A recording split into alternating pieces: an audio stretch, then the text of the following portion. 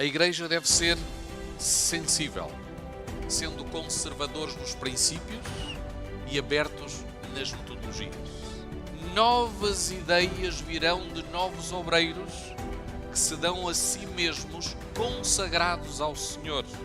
E o diabo não é burro.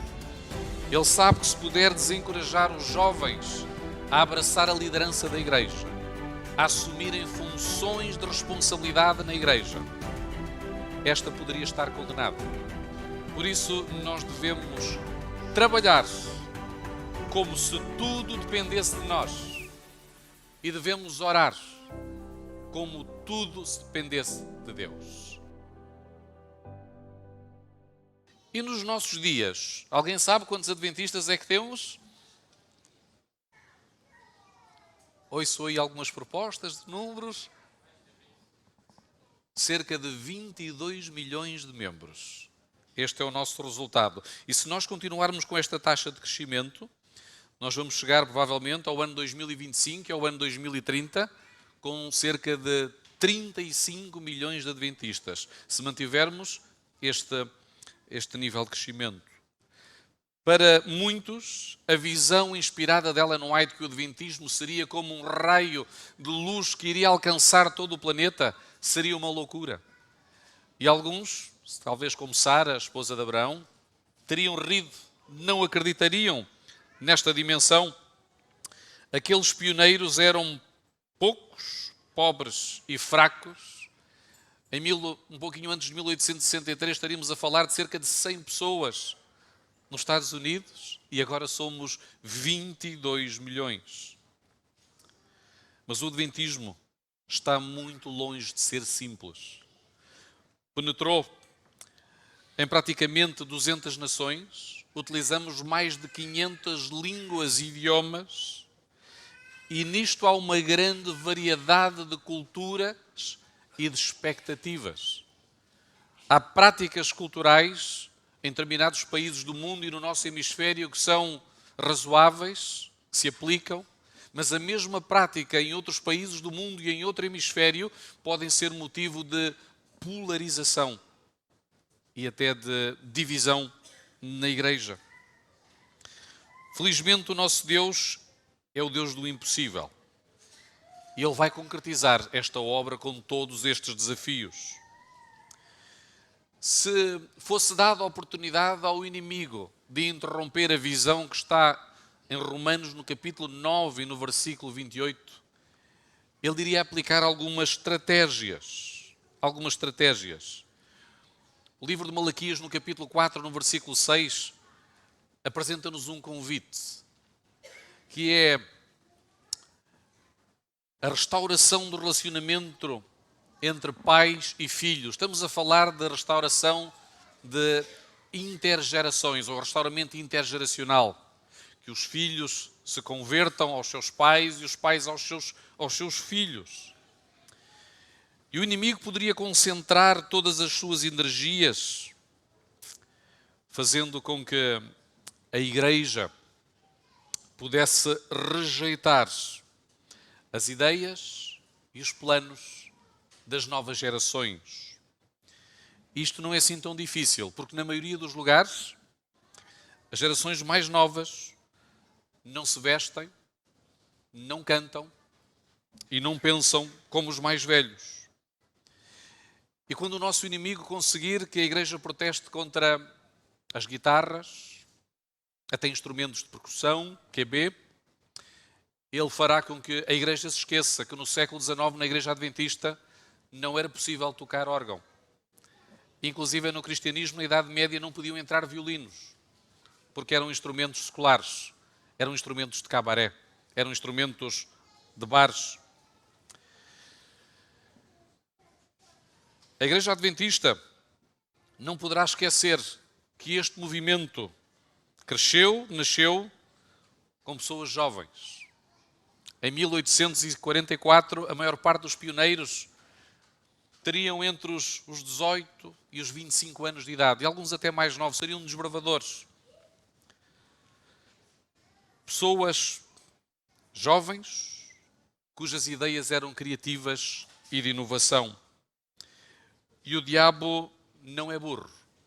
Ele sabe que se puder desencorajar os jovens a abraçar a liderança da igreja, a assumirem funções de responsabilidade na igreja, esta poderia estar condenada.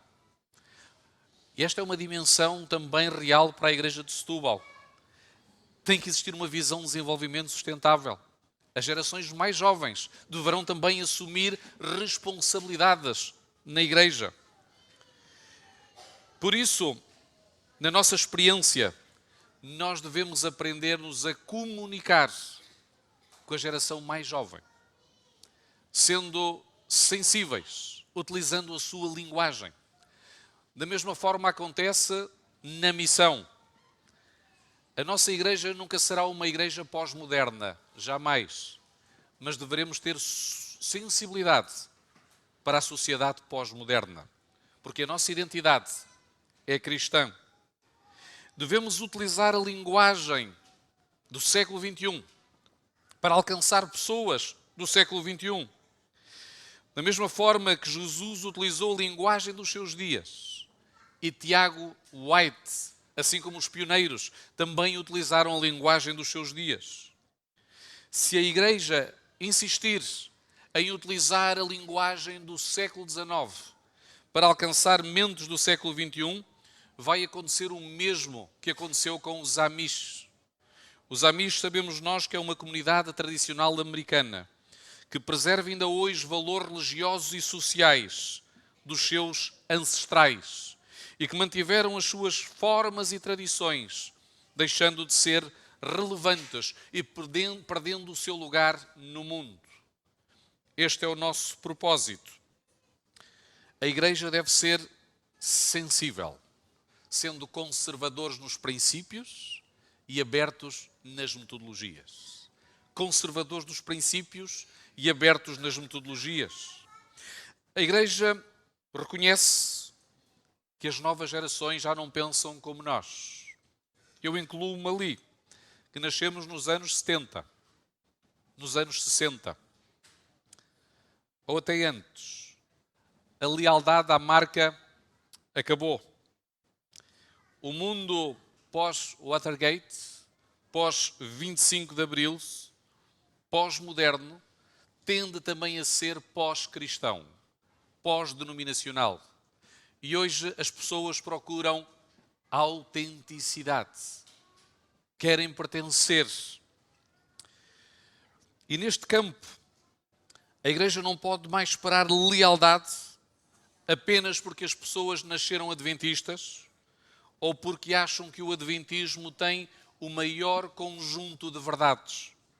Ao contrário, a Igreja precisa de mostrar que é exatamente aquilo que diz ser, autenticidade, e que está a usar os seus recursos e os seus fundos de forma fiel. O maior legado da Igreja são os jovens. Os jovens são a nossa maior força. São também o nosso maior campo missionário, presente, mas também futuro. A Igreja deve formular planos para alcançar estas gerações, tanto no seu interior como no seu exterior. Senão, estamos condenados a ser um centro de dia, como já acontece em muitas comunidades no nosso hemisfério. O inimigo, se pudesse anular o pensamento, a nossa missão de Romanos 9, faria com que a Igreja pensasse pequeno e não estivesse envolvida na missão. A nossa ordem é estar integrados na missão. O evangelismo é uma ferramenta dessa missão. E qual é a nossa missão? Fazer discípulos. Fazer discípulos. Havia uma irmã em Madrid, cega, que tinha um ministério, com todas as limitações. Ela gostava de ir para o Parque do Retiro. Alguns de nós conhecemos o Parque do Retiro em Madrid. Sentava-se com literatura previamente escolhida e todas as pessoas que sentavam ao lado do banco, ela pedia para que pudessem ler. E estas pessoas iam lendo para aquela irmã, que que era invisual. E ela trouxe várias pessoas aos pés de Jesus. Utilizava a sua sabedoria. No Brasil há um pastor chamado pastor Vinícius Metzger, que tem um ministério relacionado com o surf, comunidade surfista.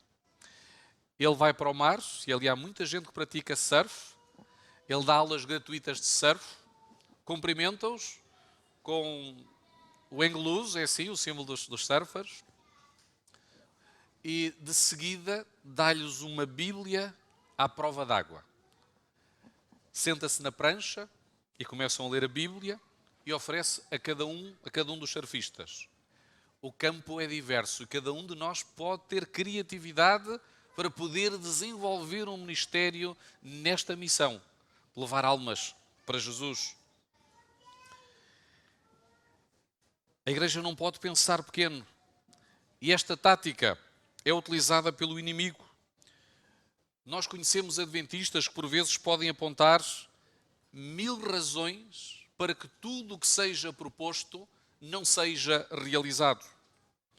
Frequentemente, este grupo pode até basear os seus argumentos em textos de Ellen White, descontextualizados, versos da Bíblia, fora de contexto, mas tais apóstolos do negativismo nunca leram o texto de Ellen White, que afirma que novos métodos e planos surgirão oriundos de novas circunstâncias.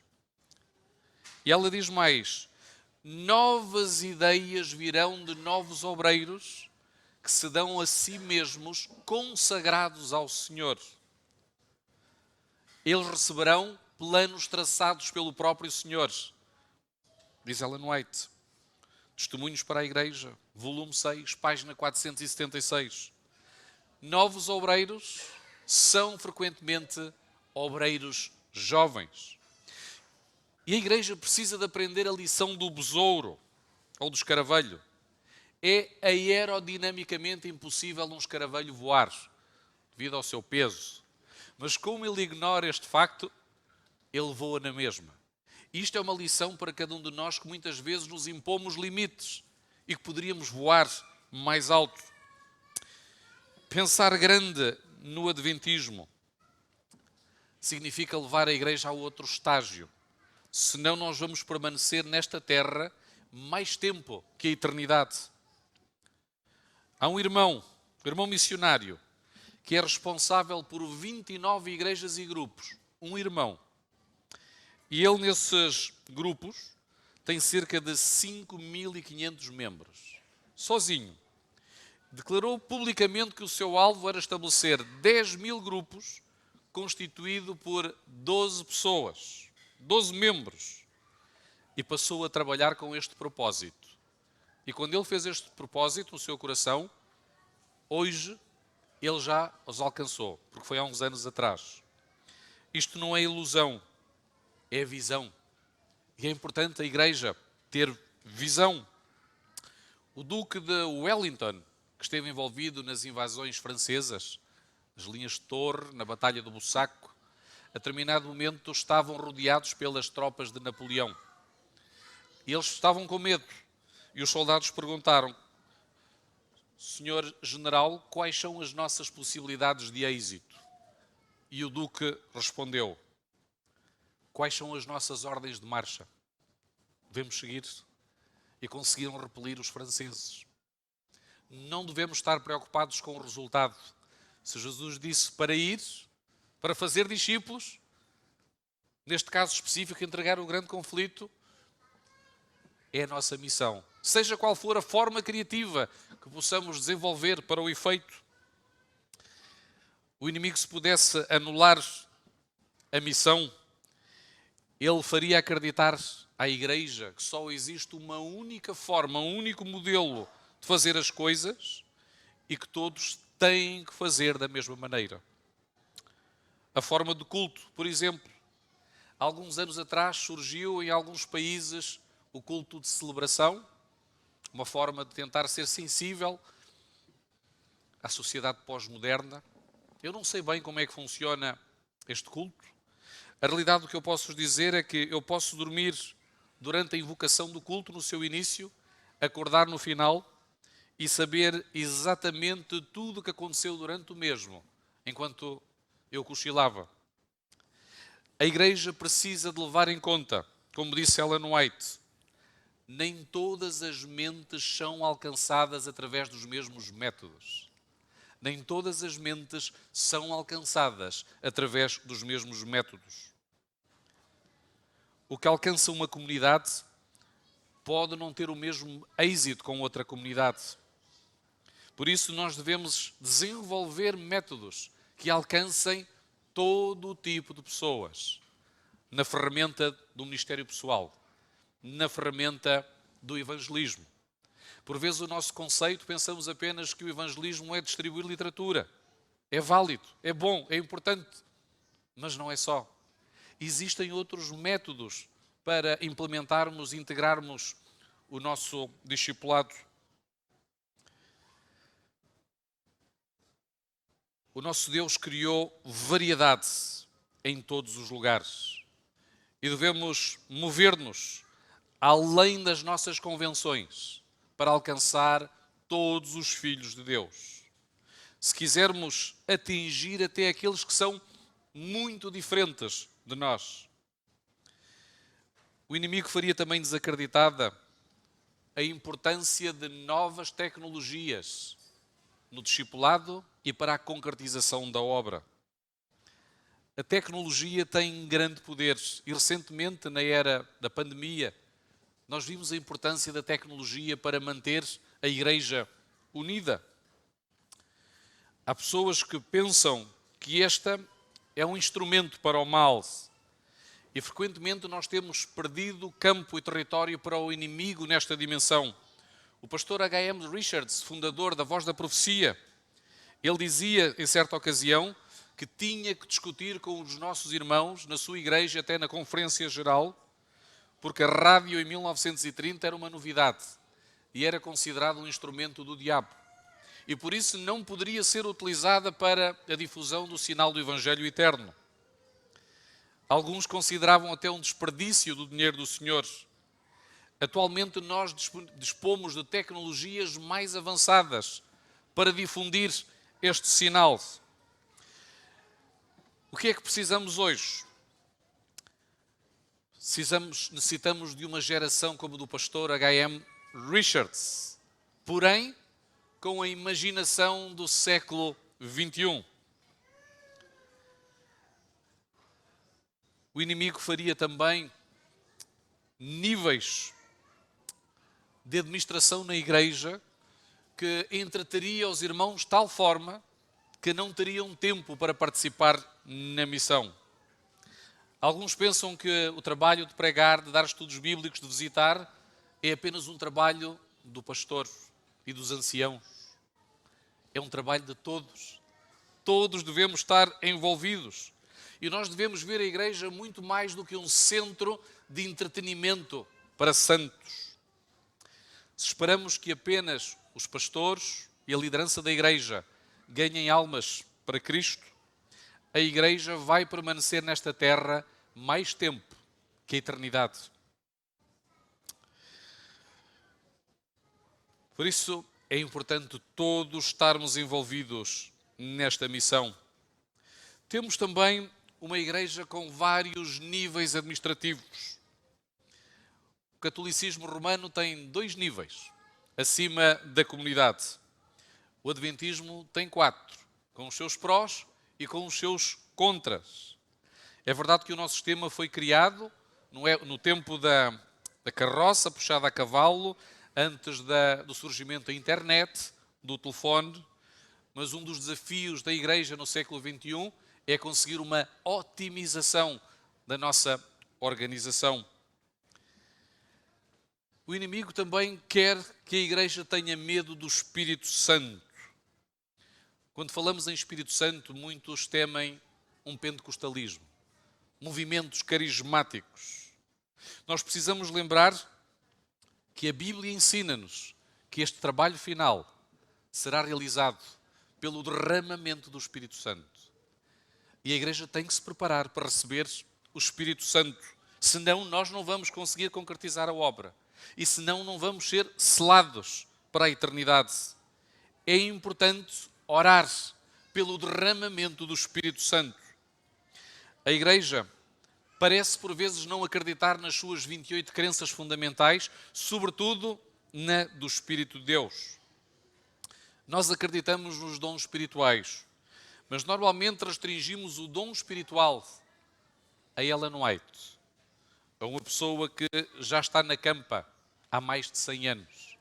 Quando o Espírito quer manifestar-se com poder e utilizar-nos como um palco da sua graça nos nossos dias. Nós temos uma promessa em Joel, no capítulo 2, do derramamento do Espírito de Deus. Com que frequência é que meditamos a respeito do derramamento da chuva seródia? Com que frequência é que oramos pedindo o Espírito de Deus na nossa vida? E quando o Espírito de Deus trabalha, Ele vai contextualizar o ambiente e o tempo em que estamos a viver. Tornar-nos-á sensíveis aos grupos que são os nossos interlocutores. Ou será que esperamos concretizar a obra sem esta presença poderosa e também perturbadora?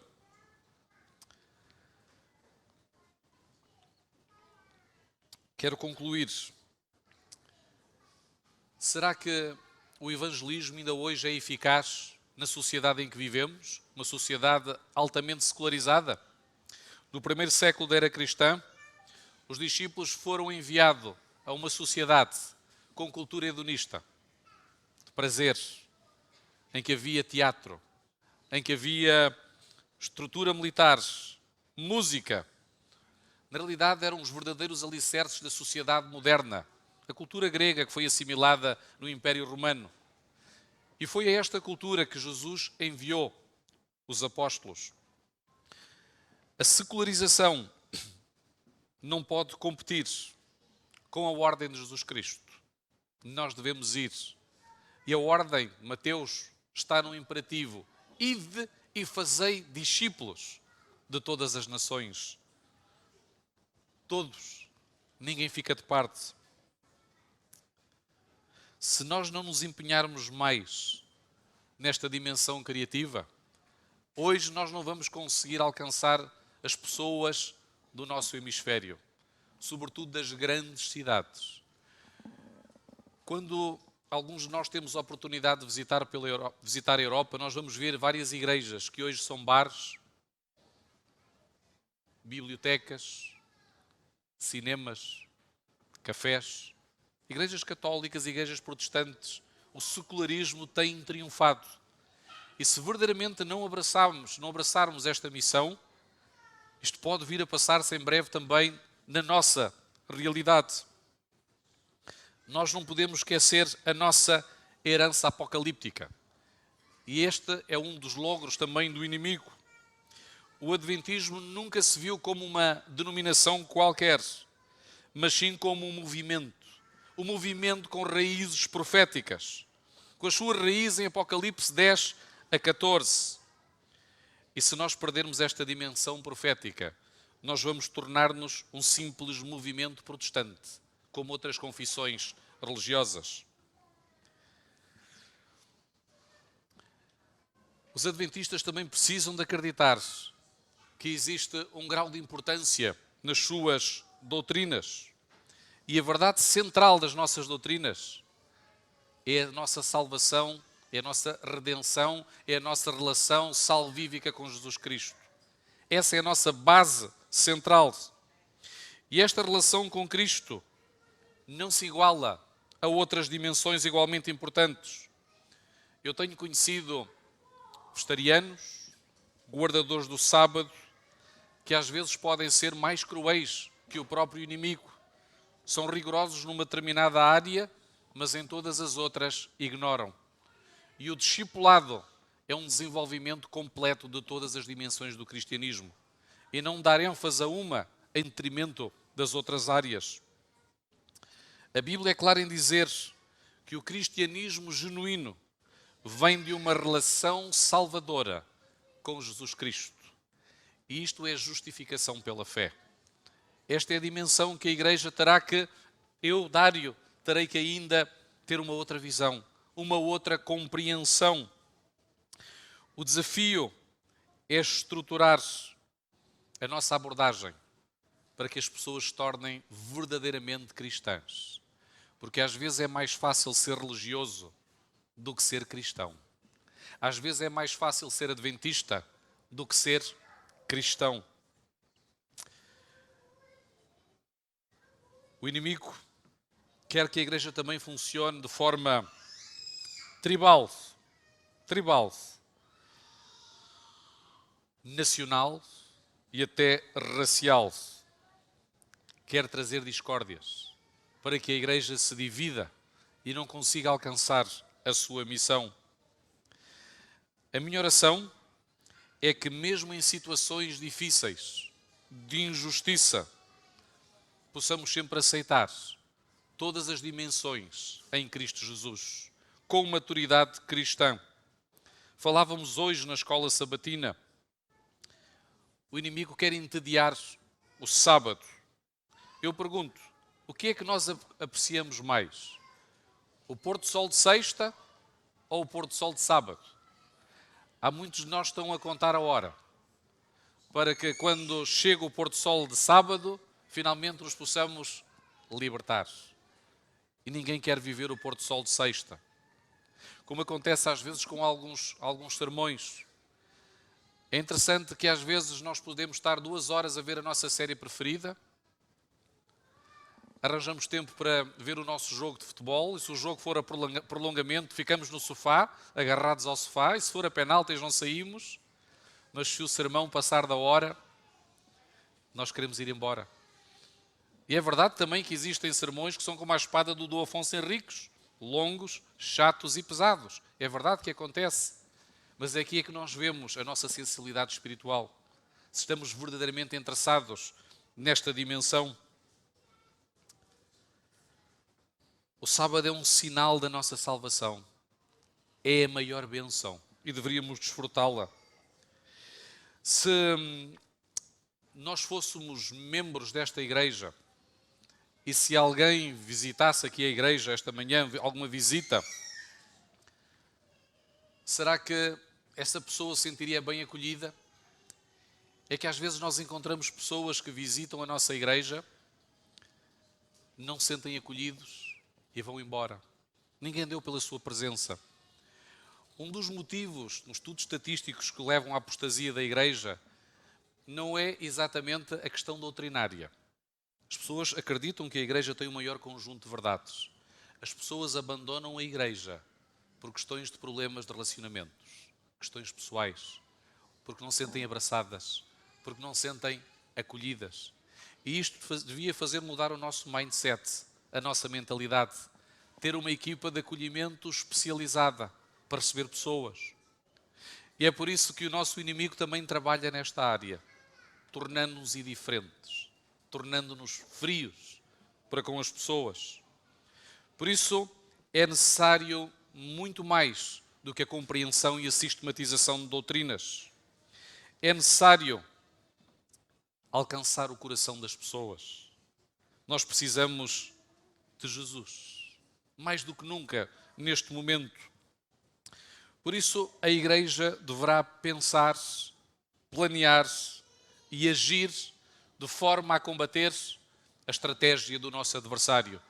Nós já vimos, ele é astuto e sabe trabalhar também na nossa missão.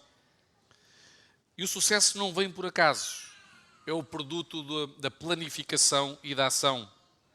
Por isso nós devemos trabalhar como se tudo dependesse de nós e devemos orar como tudo se dependesse de Deus. E esta é a fórmula para o sucesso. Estarmos envolvidos com a igreja e com a sua missão vai nos ajudar a chegar ao destino final, que é a eternidade. A igreja é um barco num mundo em tempestade. E se estivermos envolvidos aqui neste lugar com a missão, nós vamos chegar lá. Podem ter a certeza. Se não estivermos envolvidos com a missão e fora deste lugar, o caminho vai ser penoso. E o risco poderá ser a perca da eternidade. Que o Senhor nos abençoe, nos ajude e que nos dê a visão correta da missão, tornando-nos sensíveis aos diferentes grupos que nos interpelam. E se nós fizermos a nossa parte, o Senhor será connosco.